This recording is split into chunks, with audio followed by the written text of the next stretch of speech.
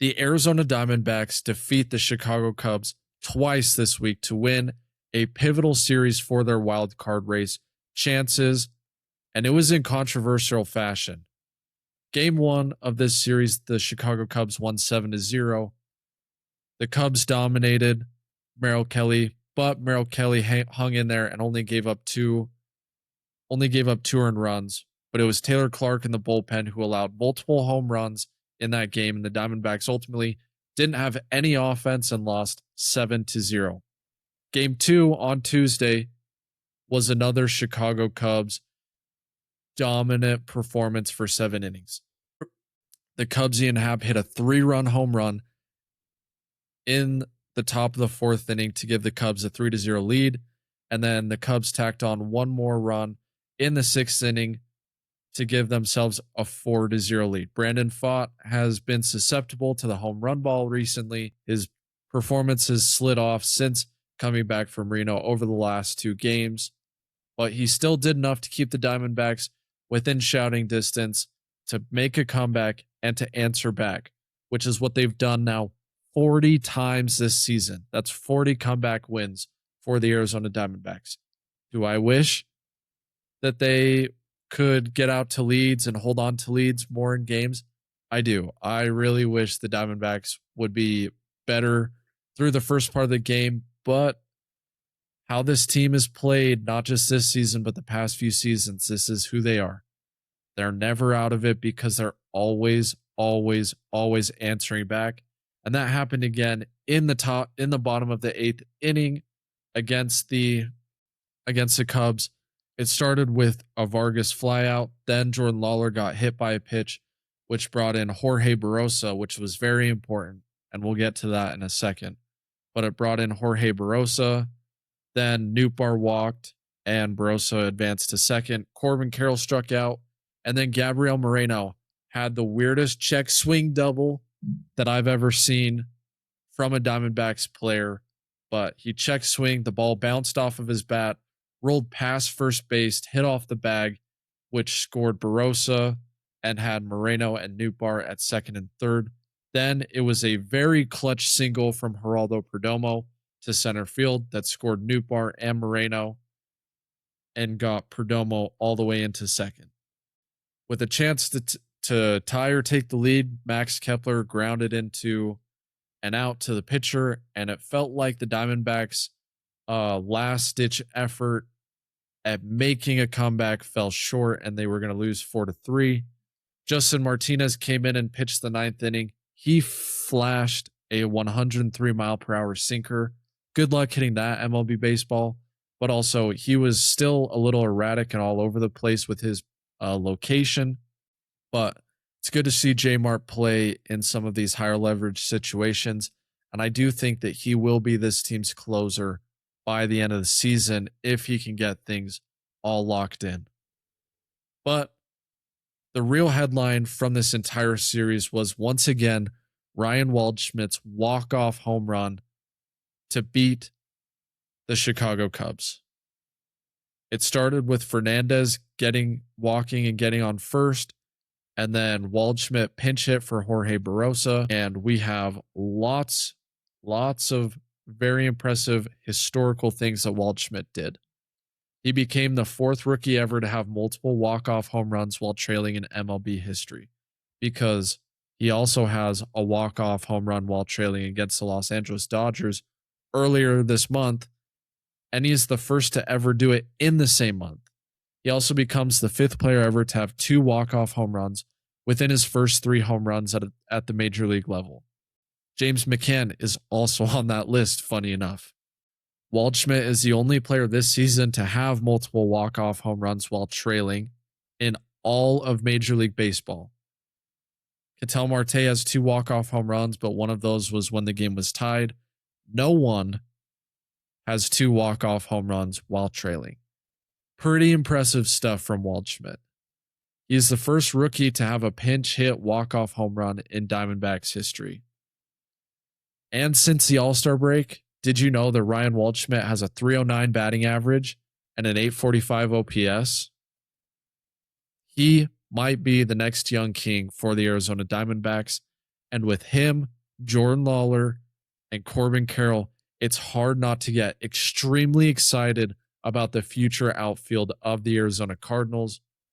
The infield is old, the outfield is young, although let's put some respect on Geraldo Perdomo because he's definitely a guy that the Diamondbacks are building around for the foreseeable future as well. And he's played really well in the month of August as well.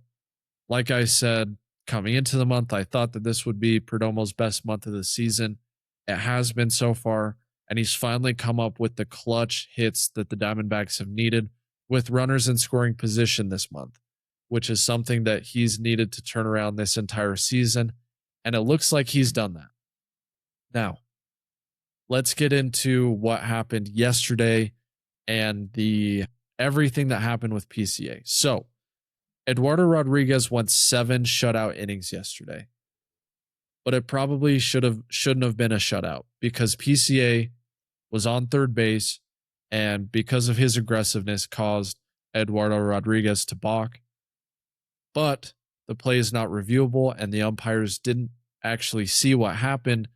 And so they didn't let PCA advance to home and score a run. Instead, PCA had to stay at third, and he was very, very, very demonstrative, which is not unlike PCA. I think he's the most demonstrative player in baseball. After every single time he gets an out, I think he slams his bat, tries to break it, and then he'll throw his helmet down at the ground as hard as he can and try and break that. I would say PCA probably leads the major leagues this season in a lot of categories, but the number one thing he leads the majors in this season is broken helmets because that guy has never seen a helmet he doesn't like. But he's very cocky, he's very arrogant, but he's also very raw and very real, which we'll get to later. But that was in the top of the 6th inning, and Rodriguez, with PCA at third, besides the balk, was able to keep him there and keep the game scoreless. And then in the bottom of the 6th inning, it was Jordan Lawler who hit a home run to right field to give the Diamondbacks a 1-0 lead. That was by far the second biggest hit of the series because it gave the Diamondbacks and Eduardo Rodriguez enough breathing room to go out there for one more inning and shove again. Rodriguez has been absolutely masterful this season. In 27 starts this season, the Arizona Diamondbacks have won 21 of those starts. 21. Rodriguez has been the pitcher that we all wanted him to be for the last few seasons, but he finally showed up this year. He's been the Diamondbacks ace for the entire season, and he absolutely dominated the Cubs. And as PCA said, he was shoving it down our throats. He was shoving it down the Cubs' throats. And now the Diamondbacks are only 1 game back of the San Diego Padres for the last spot in the National League wild card. The Diamondbacks also play the Phillies on Monday after a 4-game series against San Francisco this weekend. So the next 7 days of baseball are going to be incredibly huge for the Diamondbacks and their chances at making the wild card this season. Diamondbacks have to play 4 games in 3 days. They will not be playing on Sunday. So if your usual routine is coming home from Sunday church or whatever you got going on, and then watching Diamondbacks baseball, there's not going to be any. So you're going to have to find something else to do between 1 o'clock and 5 o'clock on Sunday because the Arizona Diamondbacks will not be playing baseball for the first time this entire season. They won't be playing baseball on a Sunday. How wild is that? But yeah, the Diamondbacks have a huge 7-game stretch coming up. Obviously, every single stretch is huge, but the Diamondbacks desperately need to win at least 3 out of 4 games against the Giants, and preferably all 4 games against the Giants. The Giants, one of the bottom teams in baseball right now, one of the bottom teams in the National League. They don't have anything to play for other than pride. The Diamondbacks have everything to play for, but the problem is that they're playing multiple rookie pitchers. They're going to have Jose Cabrera pitch tonight. They're going to have Mitch Bratt most likely pitch again this weekend. And Merrill Kelly, who has struggled recently, is going to have to pitch again as well. Hopefully, Merrill Kelly fixes his tipping problem, which might be why why he's been getting hit so much, is because teams have been able to identify him tipping his changeup, which is what the Cubs were doing. Merrill didn't like it, but the Cubs weren't doing anything against the rules, and now Merrill has to fix it and get back to being Merrill the mainstay.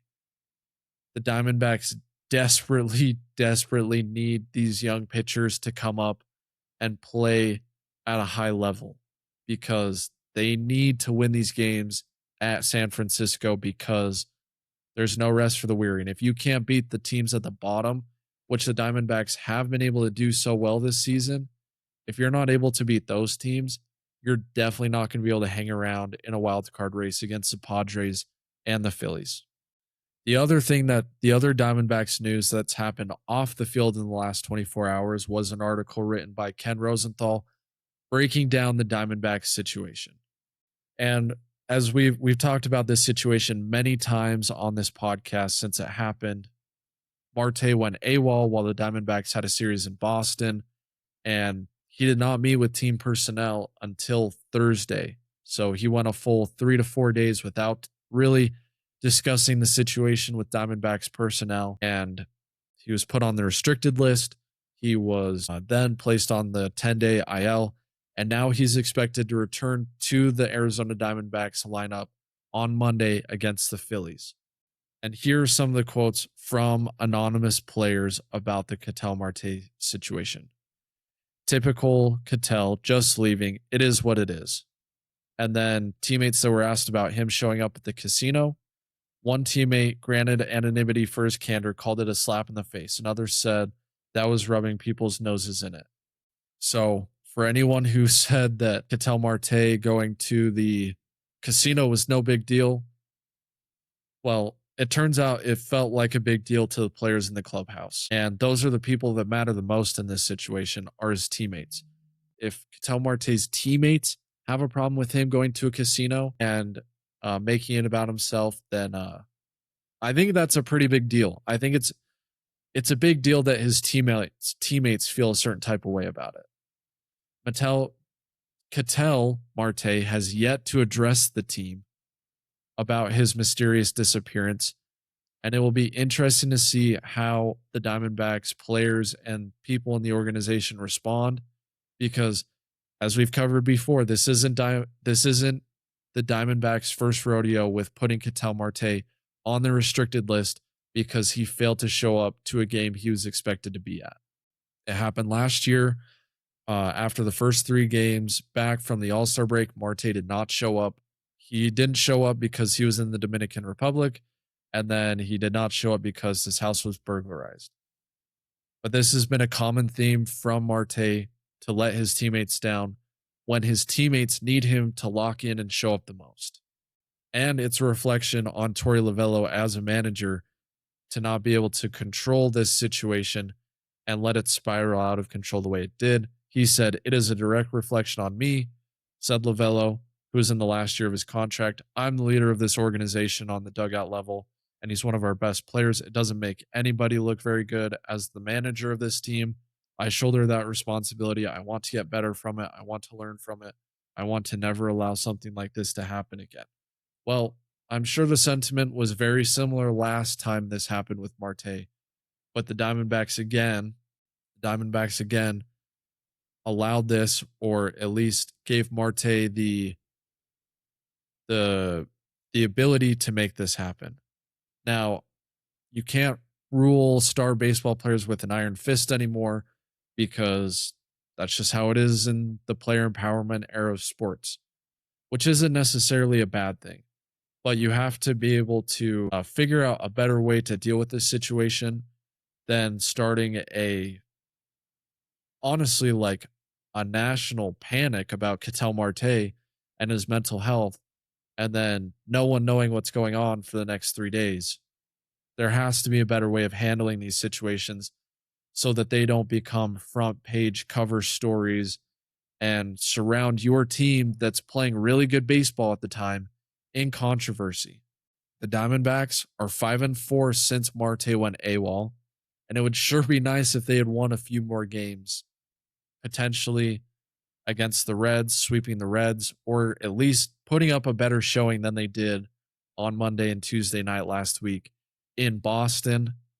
But if Marte comes back, has a great September, hits 7 home runs, plays excellent defense, slugs for 500 and has an 850 OPS, then it's not really going to matter because we're all going to forgive him because he is one of the most talented players in baseball when healthy. So, in the story, it said the past 3 seasons, Marte earned a combined 38 million, according to Fangraphs dollar metrics, which is WAR converted to a dollar scale based on what a player would earn in free agency. He was worth more than 3 times that amount, a combined 122.3 million.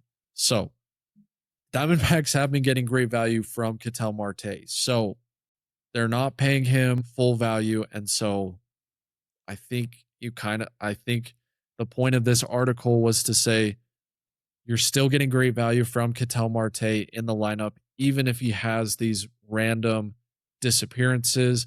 Now, does it absolutely fracture a locker room? And did it derail the Diamondbacks season last season? It 100% does. And it's up to Torey Lovello and Mike Hazen on Monday to make sure that everyone is still rowing in the same direction. And everyone has moved on from this story after Monday.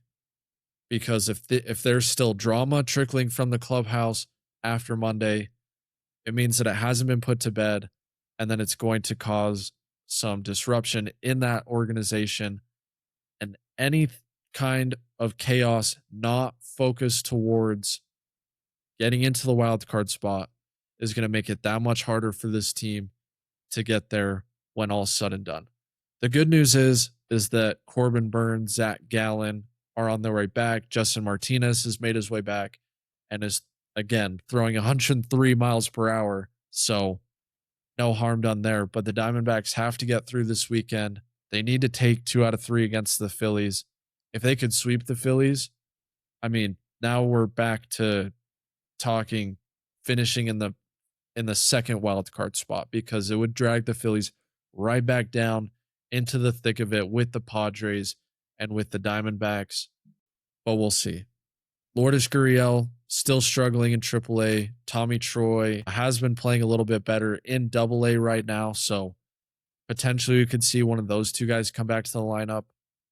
And then a sneaky candidate that the Diamondbacks may acquire for this playoff push could be Eugenio Suarez, who was just put on waivers by the Cincinnati Reds. Obviously, Suarez spent 2 years with the Diamondbacks organization before being traded at the deadline last year. Here's the deal with Suarez. His overall stats this year, he has a 208 batting percentage, 19 home runs, just barely over a 700 OPS. But in the last 2 months against right-handed pitching, he has well over an 800 OPS. So since July 1st, Suarez has been hitting right-handed pitchers very well. So, and that's been a big area of weakness for this Diamondbacks roster, is hitting right-handed pitchers. So it will be interesting to see if the Diamondbacks take a chance on Eugenio Suarez. It's not like Lars Nootbaar or Max Kepler are doing a whole lot better than Suarez has been doing recently against right-handed pitching. He would probably slide right into the DH spot if Arenado continues to struggle with his trunk issue. It might be nice to have a third baseman come in and provide a little bit of a rest day, but Jose Fernandez has also been playing well at third base since coming back from AAA as well. Diamondbacks are going to have to figure out what to do with Ketel Marte and Jose Fernandez and Eugenio Suarez and a bunch of other players on Monday. What will those roster decisions look like? I will have that for you hopefully Monday. That news breaks before we go live. Always trying to go live Monday and Thursday with this. I'm hoping to get these out earlier as well, but still figuring out this entire podcasting process. So bear with me. But yeah, that's the Arizona Diamondbacks portion of this show. Thank you so much for watching. And if you are watching this live or listening to it recorded, please like and subscribe to the YouTube channel and follow us wherever you listen to your podcasts and leave a review as well.